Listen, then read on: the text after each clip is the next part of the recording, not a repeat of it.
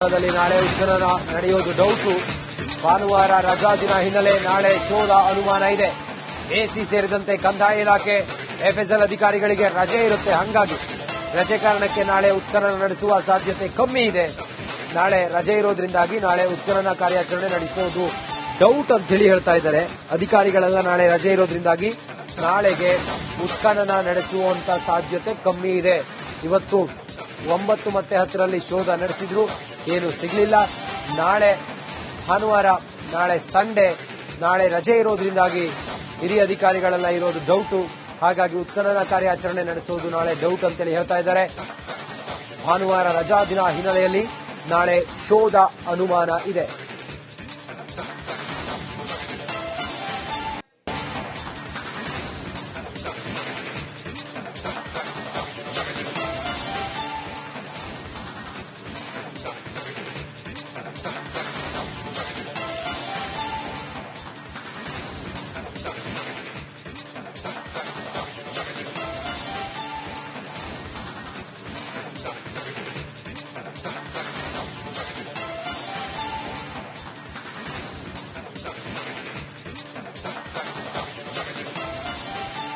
ಹೆಚ್ಚಿನ ಮಾಹಿತಿಯೊಂದಿಗೆ ನಮ್ಮ ದಕ್ಷಿಣ ಕನ್ನಡದ ಪ್ರತಿನಿಧಿ ದಿನೇಶ್ ಕಾಶಿಪಟ್ನ ನೇರ ಸಂಪರ್ಕದಲ್ಲಿದ್ದಾರೆ.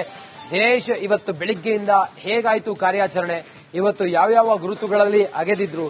ಸವಿಸ್ತಾರವಾಗಿ ಮಾಹಿತಿ ಕೊಡೋದಾದ್ರೆ ದಿನೇಶ್.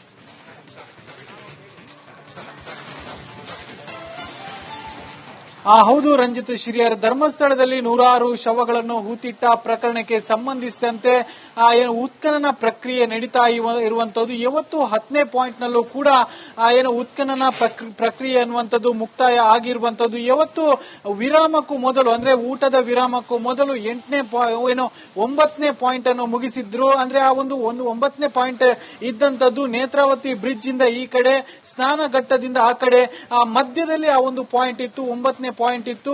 ಆ ಒಂದು 9ನೇ ಪಾಯಿಂಟ್ ಅನ್ನ ಊಟದ ವಿರಾಮಕ್ಕೂ ಮೊದಲು ಮುಗಿಸಿದ್ರು. ಆದ್ರೆ ಅಲ್ಲಿ ಯಾವುದೇ ರೀತಿಯಾದಂತಹ ಕಳೆಬರಹ ಪತ್ತೆ ಆಗಿಲ್ಲ.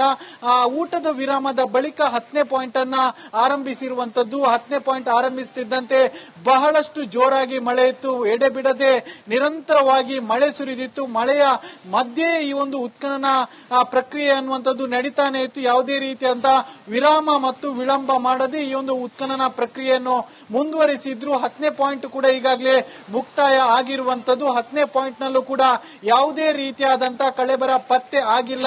ಇವತ್ತು ನಡೆಸಿದ್ದು 9 ಮತ್ತು 10ನೇ ಪಾಯಿಂಟ್ ಅಲ್ಲಿ ಎರಡರಲ್ಲೂ ಕೂಡ ಯಾವುದೇ ರೀತಿಯಾದಂತಹ ಮೂಳೆಗಳಾಗಿರ್ಬೋದು, ಜೊತೆಗೆ ತಲೆಬುರುಡೆ ಆಗಿರೋದು ಯಾವುದು ಪತ್ತೆ ಆಗಿಲ್ಲ.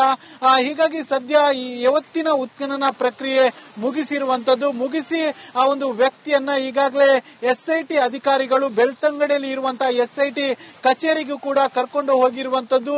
ಕಾರ್ಮಿಕರು ಕೂಡ ಈಗಾಗಲೇ ನಿರ್ಗಮಿಸಿರುವಂತದ್ದು. ಇನ್ನು ನಾಳಿನ ಏನು ಉತ್ಖನನ ಪ್ರಕ್ರಿಯೆ ನಡೆಯುವುದು ಡೌಟ್ ಅನ್ನುವಂತ ಹೇಳಲಿಕ್ಕಾಗ್ತಿದೆ. ಯಾಕಂದ್ರೆ ನಾಳೆ ಏನು ಸರ್ಕಾರಿ ರಜೆ ಇರುವ ಕಾರಣವಾಗಿ ಒಂದಷ್ಟು ಅಧಿಕಾರಿಗಳು ಕೂಡ ರಜೆ ಇರ್ತಾರೆ. ಪ್ರಮುಖವಾಗಿ ಈ ಒಂದು ಉತ್ಖನನ ಪ್ರಕ್ರಿಯೆ ಅನ್ನುವಂಥದ್ದು ಎಸ್ಐಟಿ ಅಧಿಕಾರಿಗಳು ಇದ್ರೂ ಕೂಡ ಅದರ ಜೊತೆಗೆ ಕಂದಾಯ ಇಲಾಖೆ ಅಧಿಕಾರಿಗಳು ಬೇಕಾಗುತ್ತೆ, ಜೊತೆಗೆ ಅರಣ್ಯ ಇಲಾಖೆ ಅಧಿಕಾರಿಗಳು ಕೂಡ ಬೇಕಾಗುತ್ತೆ. ಆದ್ರೆ ಅವರು ನಾಳೆ ರಜೆ ಇರುವ ಹಿನ್ನೆಲೆಯಲ್ಲಿ ಈ ಒಂದು ಉತ್ಖನನ ಪ್ರಕ್ರಿಯೆ ನಾಳೆ ಒಂದು ದಿನ ವಿರಾಮ ಪಡೆಯುವಂತಹ ಸಾಧ್ಯತೆ ಇದೆ. ನಾಡಿದ್ದು ಮತ್ತೆ ಕಂಟಿನ್ಯೂ ಆಗುವಂತಹ ಸಾಧ್ಯತೆ ಇದೆ. ಈಗಾಗಲೇ ಅಧಿಕಾರಿಗಳು ಕೂಡ ಇದರ ಬಗ್ಗೆ ಮಾತಾಡಿರುವಂತದ್ದು. ಅಂದ್ರೆ ನಾಳೆ ಉತ್ಖನನ ಪ್ರಕ್ರಿಯೆ ನಡೆಯುವುದು ಡೌಟು ಅನ್ನುವಂತ ರೀತಿಯಲ್ಲಿ ಮಾತಾಡಿರುವಂತದ್ದು. ನಾಡಿದಿಂದ ಈ ಉತ್ಖನನ ಪ್ರಕ್ರಿಯೆ ಅನ್ನುವಂಥದ್ದು ಮತ್ತೆ ಶುರು ಆಗುವಂತ ಸಾಧ್ಯತೆ ಇದೆ. ನಾಡಿದ್ದು 11, 12 ಮತ್ತು 13ರಲ್ಲಿ ಉತ್ಖನನ ಪ್ರಕ್ರಿಯೆ ಏನು ನಡೆಯುವಂತ ಸಾಧ್ಯತೆ ಇದೆ. ಇನ್ನು ಒಟ್ಟು 13 ಸ್ಥಳಗಳನ್ನು ಆತ ಗುರುತಿಸಿದ್ದ. ಇವತ್ತು 5ನೇ ದಿನಕ್ಕೆ 10 ಪಾಯಿಂಟ್ಗಳು ಮುಕ್ತಾಯ ಆಗಿರುವಂತದ್ದು. ಕೇವಲ 6ನೇ ಪಾಯಿಂಟ್ ನಲ್ಲಿ ಮಾತ್ರ ಕಳೆಬರ ಪತ್ತೆ ಆಗಿರುವಂತದ್ದು. ಉಳಿದಂತ ಯಾವುದೇ ಪಾಯಿಂಟ್ ನಲ್ಲೂ ಕೂಡ ಮೂಳೆ ಆಗಿರಬಹುದು, ತಲೆಬುರುಡೆ ಪೀಸ್ಗಳಾಗಿರ್ಬೋದು, ಯಾವುದೇ ಪತ್ತೆ ಆಗ್ಲಿಲ್ಲ. ಇವತ್ತಿನ ಪಾಯಿಂಟ್ ಇದ್ದಂತದ್ದು 9 ಮತ್ತು 10. ಅದರಲ್ಲೂ ಕೂಡ 9 ಪಾಯಿಂಟ್ ನಲ್ಲಿ ಬಹಳಷ್ಟು ನಿರೀಕ್ಷೆ ಇತ್ತು. 9ನೇ ಪಾಯಿಂಟ್ ನಲ್ಲಿ ಸಿಕ್ಕೇ ಸಿಗಬಹುದು ಅನ್ನುವಂತ ನಿರೀಕ್ಷೆ ಇತ್ತು. ಜೊತೆಗೆ ಆತ ವಿಚಾರಣೆ ಮತ್ತು ಇತರ ಪಾಯಿಂಟ್ ಗಳನ್ನ ಅಗೆಯುವ ಸಂದರ್ಭದಲ್ಲೂ ಕೂಡ ಹೇಳಿದ್ದ, ಅಂದ್ರೆ 9ನೇ ಪಾಯಿಂಟ್ ನಲ್ಲಿ ಮೂಳೆಗಳು ಸಿಕ್ಕೇ ಸಿಗುತ್ತೆ, ತಲೆಬುರುಡೆ ಸಿಕ್ಕೇ ಸಿಗುತ್ತೆ ಅನ್ನುವಂತ ಕಾನ್ಫಿಡೆನ್ಸ್ ಆಗಿ ಹೇಳಿದ್ದ. ಆದ್ರೆ ಯಾವುದೇ ರೀತಿಯಾಗಿ ಅದರಲ್ಲಿ ಮೂಳೆಗಳಾಗಿರ್ಬಹುದು, ಜೊತೆಗೆ ಬುರುಡೆಯ ಪೀಸ್ಗಳಾಗಿರ್ಬೋದು ಯಾವುದೂ ಪತ್ತೆ ಆಗಿಲ್ಲ. ಒಟ್ಟು 10 ಪಾಯಿಂಟ್ಗಳು ಈಗಾಗಲೇ ಮುಕ್ತಾಯ ಆಗಿರುವಂತದ್ದು. 6ನೇ ಪಾಯಿಂಟ್ ನಲ್ಲಿ ಮಾತ್ರ ಕಳೆಬರ ಒಂದು ಸುಮಾರು 25ಕ್ಕೂ ಹೆಚ್ಚು ಮೂಳೆಯ ಪೀಸ್ಗಳು ಮತ್ತು ತಲೆಬುರುಡೆಯ ಪೀಸ್ಗಳು ಪತ್ತೆ ಆಗಿರುವಂತದ್ದು. ಉಳಿದ ಯಾವುದೇ ಪಾಯಿಂಟ್ಗಳಲ್ಲೂ ಕೂಡ ಪತ್ತೆ ಆಗಿಲ್ಲ. ಪತ್ತೆ ಆಗಿರುವಂತಹ 6ನೇ ಪಾಯಿಂಟ್ ನ ಒಂದಷ್ಟು ಕಳೆಬರವನ್ನು ಈಗಾಗಲೇ ಪರೀಕ್ಷೆಗೆ ಕಳುಹಿಸಿರುವಂತದ್ದು. ಇನ್ನು ನಾಳೆ ರಜೆ ಇರುವ ಕಾರಣವಾಗಿ ಆ ಉತ್ಖನನ ಪ್ರಕ್ರಿಯೆ ಅನ್ನುವಂಥದ್ದು ನಡೆಯುವುದು ಡೌಟು ಅಂತ ಹೇಳಲಾಗ್ತಿದೆ. ಸದ್ಯದ ಮಟ್ಟಿಗೆ ನಾಡಿದ್ದು ಕಂಟಿನ್ಯೂ ಮಾಡಿದ್ರೆ 11, 12 ಮತ್ತು 13 ಕಂಟಿನ್ಯೂ ಮಾಡುವ ಸಾಧ್ಯತೆ ಇದೆ. Ranjit Shri. Okay, thank you Dinesh Kashipatna ತಮ್ಮೆಲ್ಲ ಮಾಹಿತಿಗಾಗಿ. ನಾಳೆ ಉತ್ಖನನ ನಡೆಯುವುದು ಡೌಟು. ಭಾನುವಾರ ರಜಾ ದಿನ ಹಿನ್ನೆಲೆ ನಾಳೆ ಶೋಧ ಅನುಮಾನ ಇದೆ. ಎಸಿ ಸೇರಿದಂತೆ ಕಂದಾಯ ಇಲಾಖೆ, ಎಫ್ಎಸ್ಎಲ್ ಅಧಿಕಾರಿಗಳಿಗೆ ರಜೆ ಇರುತ್ತೆ. ಹಾಗಾಗಿ ರಜೆ ಕಾರಣಕ್ಕೆ ನಾಳೆ ಉತ್ಖನನ ನಡೆಸುವ ಸಾಧ್ಯತೆ ಕಮ್ಮಿ ಇದೆ. ನಾಳೆ ರಜೆ ಇರೋದ್ರಿಂದಾಗಿ ನಾಳೆ ಉತ್ಖನನ ಕಾರ್ಯಾಚರಣೆ ನಡೆಸೋದು ಡೌಟ್ ಅಂತ ಹೇಳಿ ಹೇಳ್ತಾ ಇದ್ದಾರೆ ಅಧಿಕಾರಿಗಳೆಲ್ಲ. ನಾಳೆ ರಜೆ ಇರೋದ್ರಿಂದಾಗಿ ನಾಳೆಗೆ ಉತ್ಖನನ ನಡೆಸುವಂತ ಸಾಧ್ಯತೆ ಕಮ್ಮಿ ಇದೆ. ಇವತ್ತು 9 ಮತ್ತು 10ರಲ್ಲಿ ಶೋಧ ನಡೆಸಿದ್ರು, ಏನು ಸಿಗಲಿಲ್ಲ. ನಾಳೆ ಭಾನುವಾರ, ನಾಳೆ ಸಂಡೇ, ನಾಳೆ ರಜೆ ಇರೋದ್ರಿಂದಾಗಿ ಹಿರಿಯ ಅಧಿಕಾರಿಗಳೆಲ್ಲ ಇರೋದು ಡೌಟು. ಹಾಗಾಗಿ ಉತ್ಖನನ ಕಾರ್ಯಾಚರಣೆ ನಡೆಸೋದು ನಾಳೆ ಡೌಟ್ ಅಂತೇಳಿ ಹೇಳ್ತಾ ಇದ್ದಾರೆ. ಭಾನುವಾರ ರಜಾ ದಿನ ಹಿನ್ನೆಲೆಯಲ್ಲಿ ನಾಳೆ ಶೋಧ ಅನುಮಾನ ಇದೆ.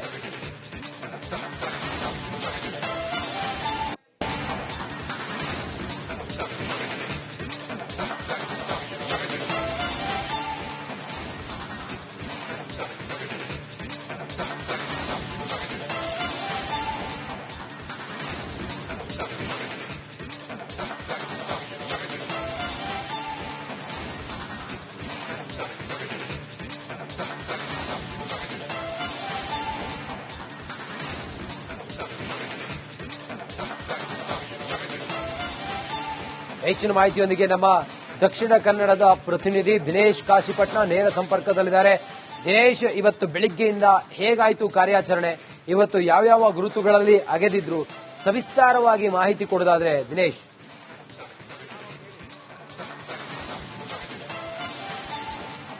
ಹೌದು ರಂಜಿತ್ ಶ್ರೀಯರ್, ಧರ್ಮಸ್ಥಳದಲ್ಲಿ 100 ಶವಗಳನ್ನು ಹೂತಿಟ್ಟ ಪ್ರಕರಣಕ್ಕೆ ಸಂಬಂಧಿಸಿದಂತೆ ಏನು ಉತ್ಖನನ ಪ್ರಕ್ರಿಯೆ ನಡೀತಾ ಇರುವಂತದ್ದು. ಇವತ್ತು 10ನೇ ಪಾಯಿಂಟ್ ನಲ್ಲೂ ಕೂಡ ಏನು ಉತ್ಖನನ ಪ್ರಕ್ರಿಯೆ ಅನ್ನುವಂಥದ್ದು ಮುಕ್ತಾಯ ಆಗಿರುವಂತದ್ದು. ಇವತ್ತು ವಿರಾಮಕ್ಕೂ ಮೊದಲು, ಅಂದ್ರೆ ಊಟದ ವಿರಾಮಕ್ಕೂ ಮೊದಲು 9ನೇ ಪಾಯಿಂಟ್ ಅನ್ನು ಮುಗಿಸಿದ್ರು. ಅಂದ್ರೆ ಆ ಒಂದು 9ನೇ ಪಾಯಿಂಟ್ ಇದ್ದಂತದ್ದು ನೇತ್ರಾವತಿ ಬ್ರಿಡ್ಜ್ ಇಂದ ಈ ಕಡೆ, ಸ್ನಾನಘಟ್ಟದಿಂದ ಆ ಕಡೆ, ಆ ಮಧ್ಯದಲ್ಲಿ ಆ ಒಂದು ಪಾಯಿಂಟ್ ಇತ್ತು, 9ನೇ ಪಾಯಿಂಟ್ ಇತ್ತು.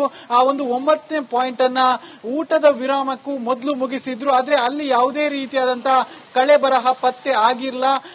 ಊಟದ ವಿರಾಮದ ಬಳಿಕ 10ನೇ ಪಾಯಿಂಟ್ ಅನ್ನ ಆರಂಭಿಸಿರುವಂತದ್ದು. 10ನೇ ಪಾಯಿಂಟ್ ಆರಂಭಿಸುತ್ತಿದ್ದಂತೆ ಬಹಳಷ್ಟು ಜೋರಾಗಿ ಮಳೆ ಇತ್ತು, ಎಡೆಬಿಡದೆ ನಿರಂತರವಾಗಿ ಮಳೆ ಸುರಿದಿತ್ತು. ಮಳೆಯ ಮಧ್ಯೆ ಈ ಒಂದು ಉತ್ಖನನ ಪ್ರಕ್ರಿಯೆ ಅನ್ನುವಂಥದ್ದು ನಡೀತಾನೆ ಇತ್ತು. ಯಾವುದೇ ರೀತಿಯಾದಂತಹ ವಿರಾಮ ಮತ್ತು ವಿಳಂಬ ಮಾಡದೆ ಈ ಒಂದು ಉತ್ಖನನ ಪ್ರಕ್ರಿಯೆಯನ್ನು ಮುಂದುವರಿಸಿದ್ರು. 10ನೇ ಪಾಯಿಂಟ್ ಕೂಡ ಈಗಾಗಲೇ ಮುಕ್ತಾಯ ಆಗಿರುವಂತದ್ದು. 10ನೇ ಪಾಯಿಂಟ್ ನಲ್ಲೂ ಕೂಡ ಯಾವುದೇ ರೀತಿಯಾದಂತಹ ಕಳೆಬರ ಪತ್ತೆ ಆಗಿಲ್ಲ.